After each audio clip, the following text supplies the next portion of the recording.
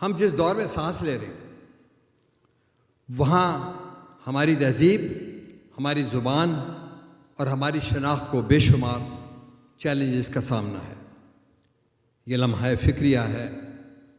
یہی وہ وقت ہے جب ہمیں سنجیدگی سے سوچنا ہوگا کہ کس طرح ہم اپنے ورثے کو، جو ہمارا اثاثہ بھی ہے، اگلی نسل تک منتقل کر سکیں.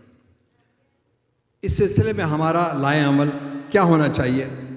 ہم سب اس پہ مل کے کام کر سکتے ہیں، اور اس کے لیے انٹرنیشنل آرٹ سوسائٹی کا پلیٹ فارم آپ سب کے لیے دستیاب ہے. زبان اپنی شناخت کو برقرار رکھنے کے لیے ایک اہم کردار ادا کرتی ہے. اپنی تقریبات، اپنے گھروں میں اردو بولیں اور اپنے بچوں کو اردو لکھنا پڑھنا سکھائیں.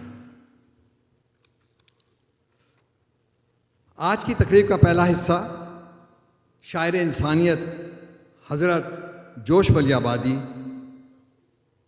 پر ایک دل آویز اور معلوماتی ڈاکومنٹری ہے. ہماری خوش قسمت ہے کہ اس کے پروڈیوسر اقبال حیدر صاحب، جو کہ ایک باکمال شاعر بھی ہیں، کینیڈا سے تشریف لائے ہیں اور آج ہمارے درمیان موجود ہیں.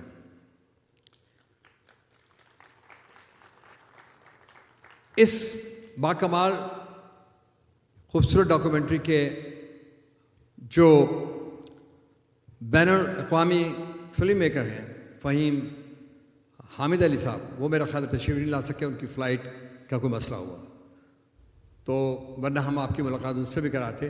لیکن میں اقبال حیدر صاحب تہہ دل سے آپ کا شکر گزار ہوں، اور آپ کی یہاں موجودگی جو ہے وہ ہمارے لیے باعث عزت بھی ہے، افتخار بھی ہے.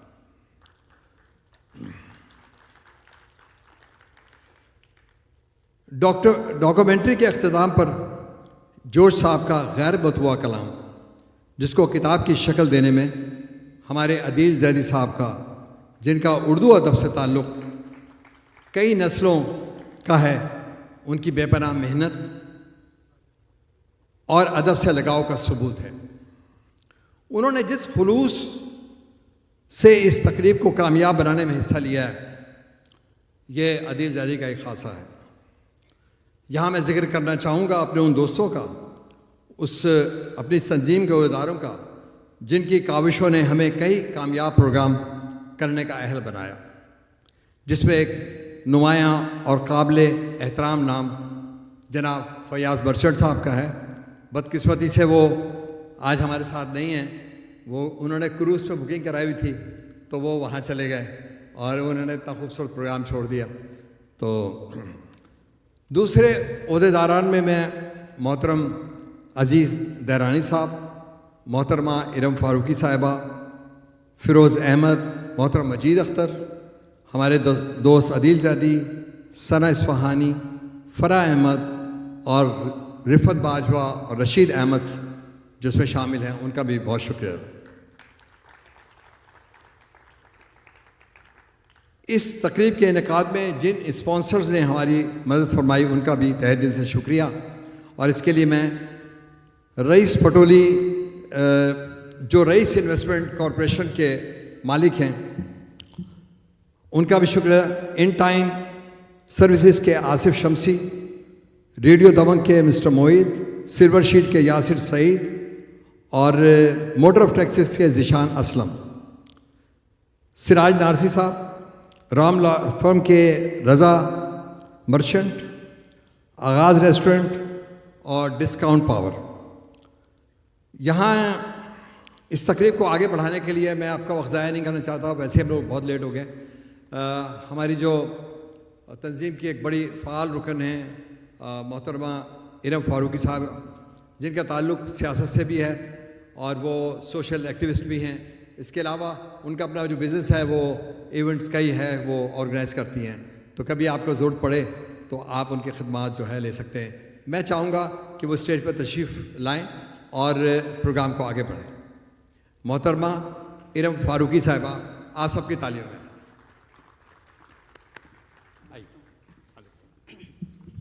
السلام علیکم سب لوگوں کو.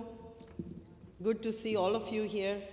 باسط بھائی نے کافی ساری چیزیں بول دی ہیں جو میں نے بولنی تھی، لیکن میں صرف آپ لوگوں کو یہ بتاتی ہوں کہ انٹرنیشنل آرٹ سوسائٹی جو انہوں نے تشکیل دی ہے وہ ایک ریوائول آف آرٹ ہے، اور اس میں پروموٹ کریں گے آرٹ کو، جو ہم سمجھتے ہیں کہ ہماری جو نیکسٹ جنریشن ہے اس کے لیے بہت امپورٹنٹ ہے۔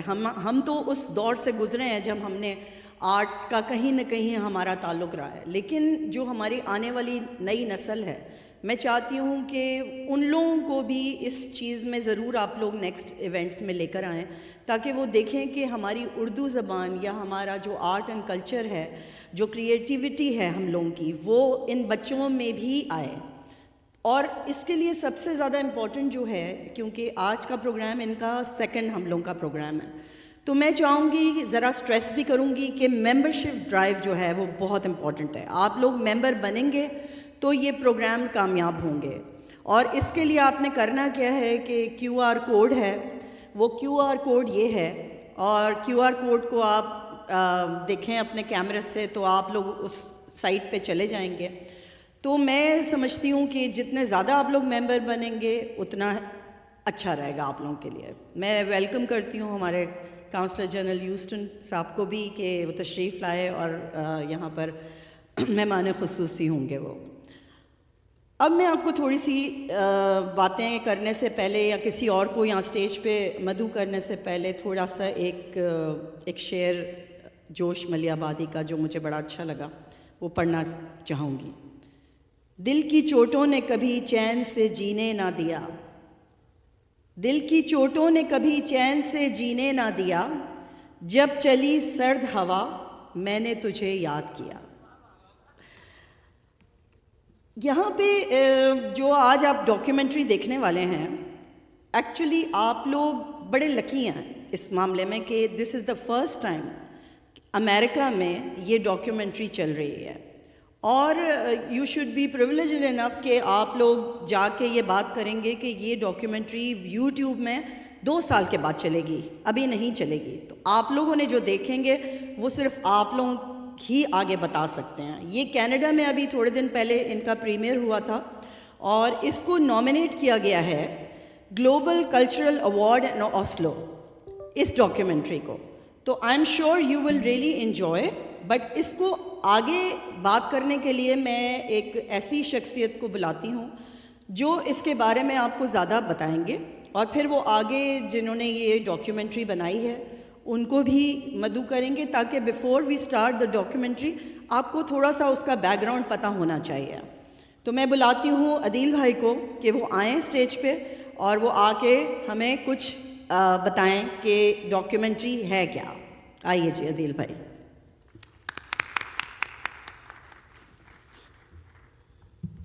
شکریہ ارم، باسط بھائی۔ خواتین و حضرات، السلام علیکم۔ آفتاب چودھری صاحب، ویلکم۔ آج تاخیر ہو گئی، بہت معذرت آپ سب سے، کیونکہ جو حضرات اس سب کام کے بعد آتے ہیں، آپ جو لوگ بعد میں آئے، وہ ان سے آج ہم نے چادریں بھی لگوائیں، تو ان کے لیے تالیاں بجا دیجئے ایک دفعہ۔ تو یہ ڈاکومنٹری ایک تارا کے نام سے ہے، مشہور جوش صاحب کی نظم ہے، کمپوز ہو چکی ہے تقریباً انڈو پاک میں۔ جگجیت صاحب نے پہلے کمپوز کی، اس کے بعد کامران مہدی حسن صاحب نے کمپوز کیا اسے، جو آپ ابھی دیکھیں گے تھوڑی دیر میں۔ اس سے بجائے اس کے کہ ہم اس ڈاکومنٹری کی کہانی آپ کو سنائیں، اس ڈاکومنٹری کے ایگزیکٹو پروڈیوسر ہمارے کووڈ کی تنہائیوں کے ساتھی، بے پناہ پروگرامز میں ہمارے ساتھ شریک رہے، جب گھر والے بھی باہر کھانا رکھ کے چلے جاتے تھے کہ ڈرائی وے پہ رکھا ہوا ہے اٹھا لیجیے گا۔ ہم لوگ کووڈ سے بچے ہوئے لوگ ہیں۔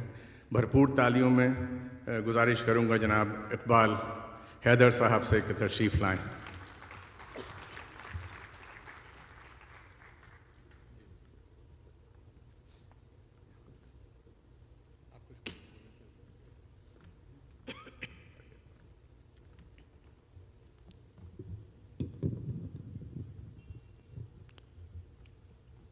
معزز حاضرین، خواتین و حضرات، کونسل جنرل صاحب،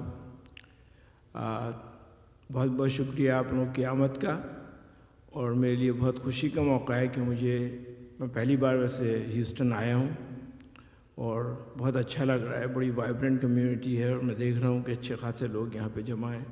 اور حالانکہ ایسا جہاں ہم رہتے ہیں وہ تو سرد ممالک ہیں، سرد علاقہ ہے، تو وہاں پہ کچھ معاملات بھی سرد ہی ٹھنڈے ہی رہتے ہیں، لیکن بہرحال یہاں پہ اچھا لگ رہا ہے دیکھ کے. بہت بہت شکریہ آپ لوگوں کے آنے کا.